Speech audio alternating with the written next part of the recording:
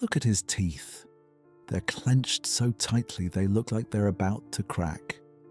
Now look at his leg. There's no rush here. The man holding the knife isn't attacking in anger. He's working.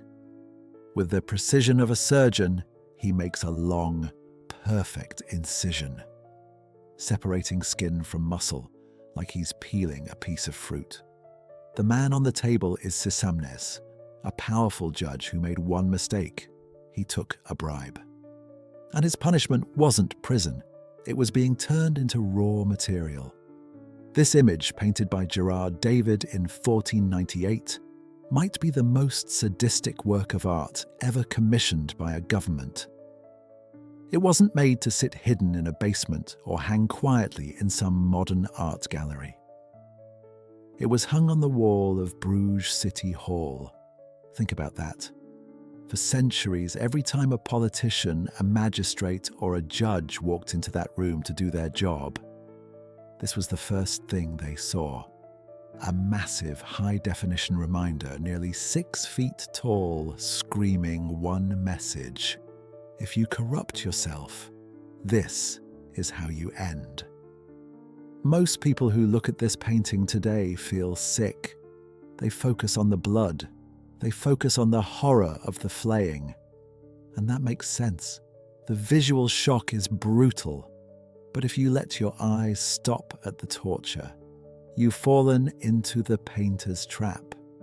You've missed the most important part of the story. Because the real nightmare isn't the man screaming on the operating table.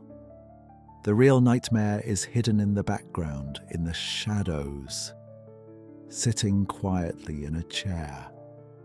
There's a detail in the right corner of this painting that turns this execution into a story of psychological terror that lasts forever. And almost no one realizes what it truly means.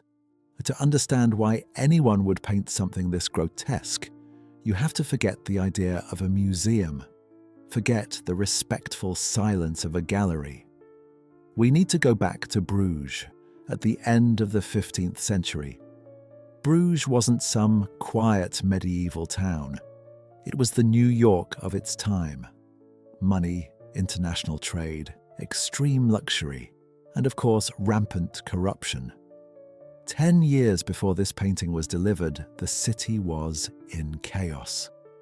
The public was so furious over abuses of power that they even imprisoned Emperor Maximilian Facre himself. Trust in the law had collapsed.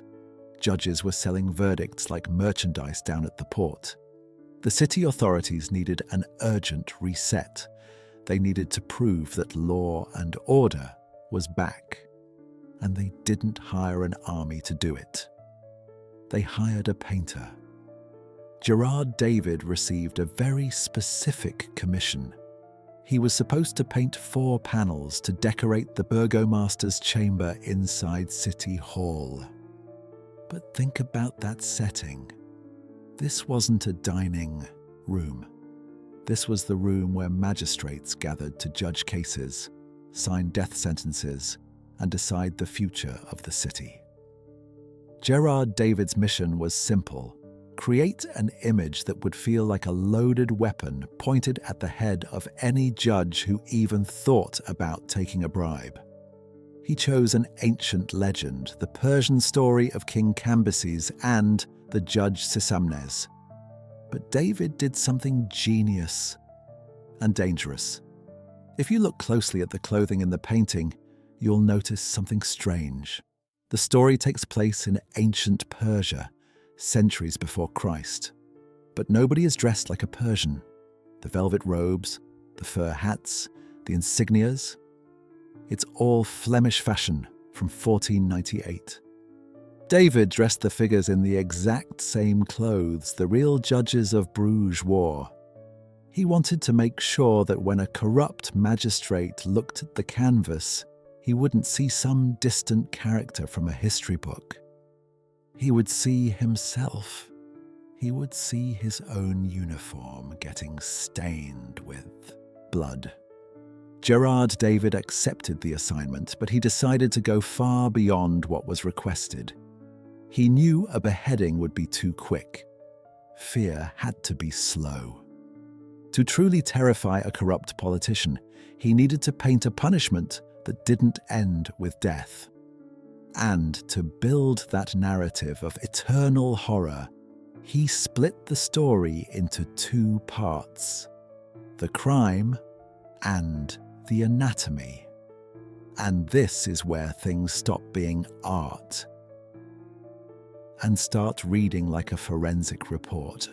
Let's examine the execution panel.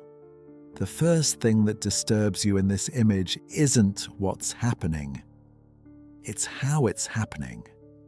This is a scene of extreme torture.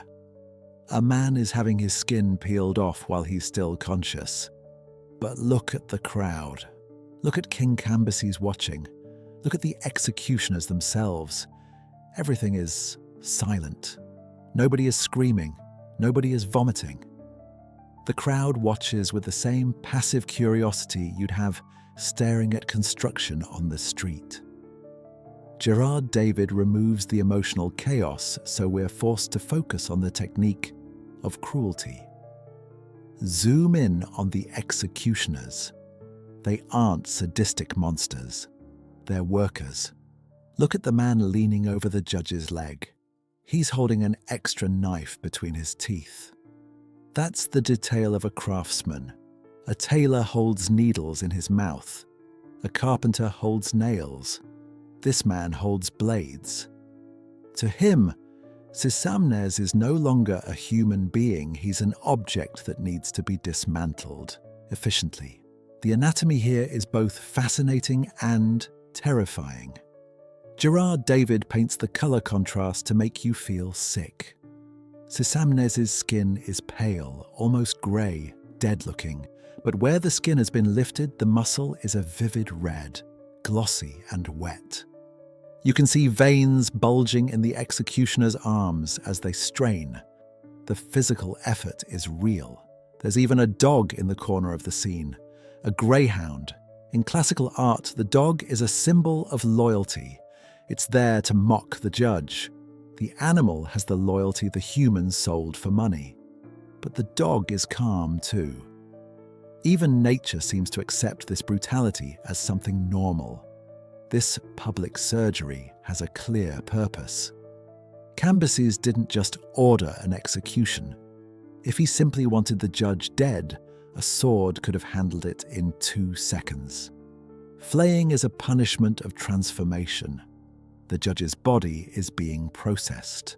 The skin is being removed intact, carefully because it won't be thrown away.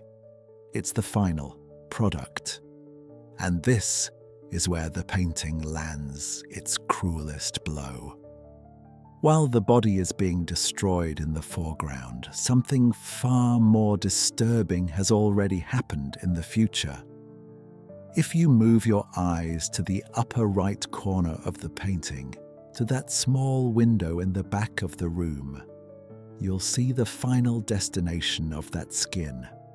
But before we zoom in, if you appreciate this kind of forensic investigation, leave a like, subscribe to the channel, and turn on notifications to open more hidden files like this one. Sisamnes' skin is about to become a work uniform for the person he loved most in the world. Forget the blood for a moment.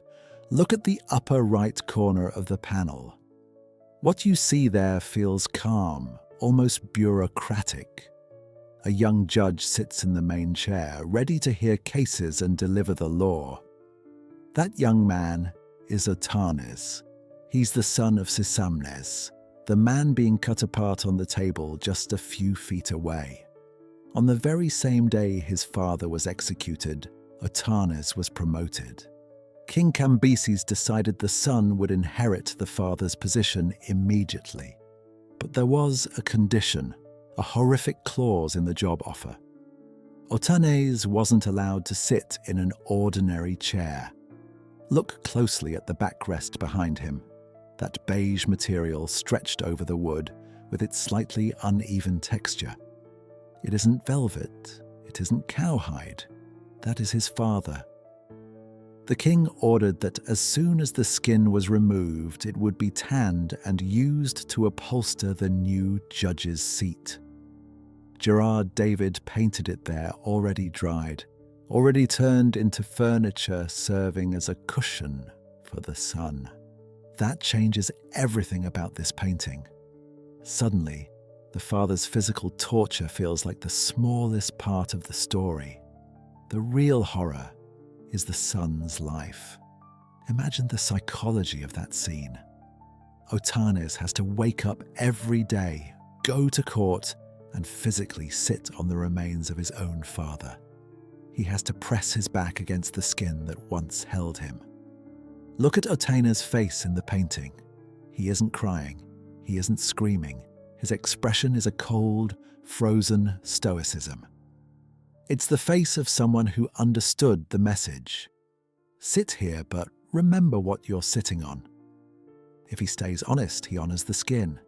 If he takes even a single bribe, he becomes the next cover for the chair, for his own son to sit on.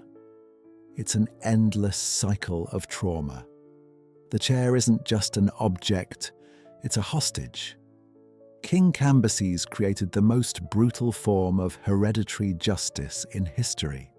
The father's mistake literally supports the son's career. Imagine the physical sensation, the smell on a hot day, the texture brushing the back of your neck. Otanes never had a single moment of peace in that role. He judged others while being judged by the seat holding him up. But there's one last detail in this story. A question Gerard David leaves hanging in the air, one that haunted the politicians of Bruges for centuries. Did this monstrosity actually work?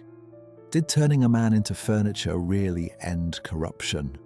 Or did it only teach judges to hide their crimes better? Gerard David took an artistic liberty here that somehow makes everything even worse.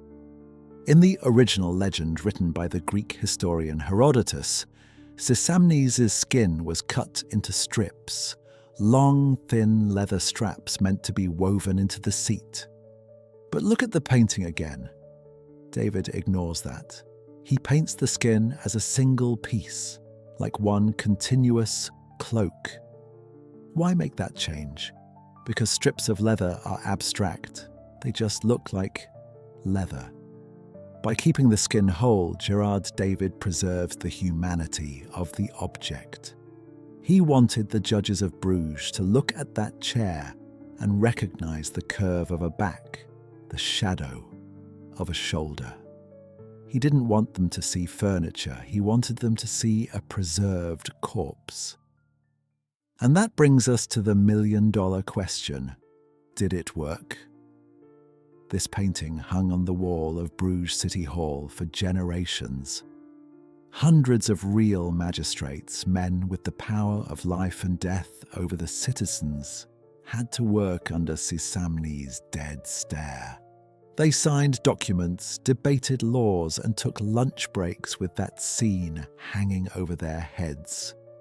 We don't know if corruption stopped completely. Human greed is stubborn, but we do know the message landed. This work became more than decoration. It became an honorary member of the city council, the silent judge who never blinked. It was a primitive but brutally effective form of institutional compliance. Today, we have ethics codes and HR departments. In 1498, they had the skin of a dead man hanging on the wall. The intention was clear. Justice isn't just a noble virtue. Justice is something dangerous. If you hold the power of the law, then you're also a target of the law. The artist turned public administration into a horror film to enforce honesty. Today, the painting has been removed from that original context. It sits safely inside a museum, sealed behind climate-controlled glass, protected by velvet ropes. But the question Gerard David left on the canvas is still there. And it might be even more disturbing now than it was 500 years ago. This painting has survived more than 500 years of history. It watched empires fall, it outlived the French Revolution, and it made it through 2 world wars. Today, the judgment of Cambyses rests inside the Groninger Museum in Bruges. Tourists walk past it, snap photos on their phones, and admire the mastery of oil painting. But the original threat is gone. The chair is now just paint on wood, and yet the legacy of this image remains intact. Gerard David showed us that real justice requires memory. The skin chair isn't about the cruelty of flaying a man alive. It's about the burden placed on the ones who are left behind.